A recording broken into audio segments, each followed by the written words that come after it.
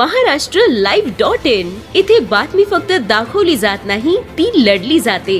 Subscribe करा, like करा, share करा, बेल आयकॉनला टच करा।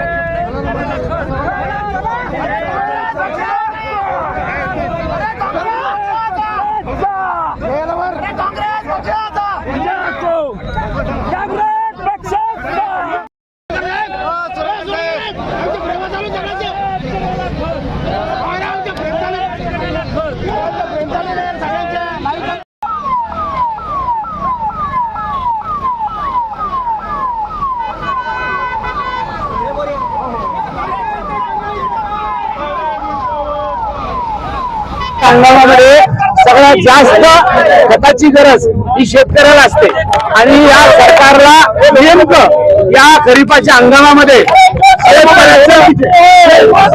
शेतकऱ्याचं खत देणं बंद केलं। एक नवीन ऍप आणलं, ते ऍप डाउनलोड करावं, ऑनलाईन बुकिंग करावी आणि मग खताची बुकिंग झाल्यावर 4 दिवसांनी तुम्हाला काही गोण्या खताच्या मिळतील। सरसकट सगळं खत मिळणार नाही। अशा पद्धतीचा ऍप आणि ऑनलाईन बुकिंग हे तात्काळ परत घ्या आणि शेतकऱ्याला पहिल्यासारखं काउंटरवर गेला की त्याला खत मिळालं पाहिजे, जे पाहिजे ते, अशा पद्धतीची भूमिका घ्या। अरे तो अन्नदाता आहे, त्याला तुम्ही अजून किती दिवस अडवणार आहात? कर्जमाफी त्याला देणार नाही, खत त्याला देणार नाही, बियाणं त्याला देणार नाही आणि शेवटी त्याला नागवायचं आणि त्याच्या शेतीमालाला सुद्धा भाव देणार नाही।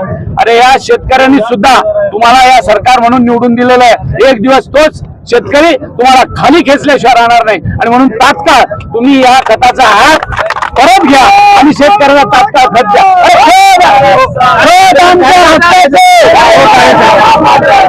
आमच्या हक्काचं हे फसवणूक करायचा प्रकार नाही। हे आयात करावा लागणाऱ्या युरिया मोठ्या प्रमाणात केंद्र सरकारच्या तिजोरीत खडखडाट आहे, ती आयात कमी व्हावी म्हणून या पद्धतीने शेतकऱ्याला अडवण्याचं काम सुरू आहे।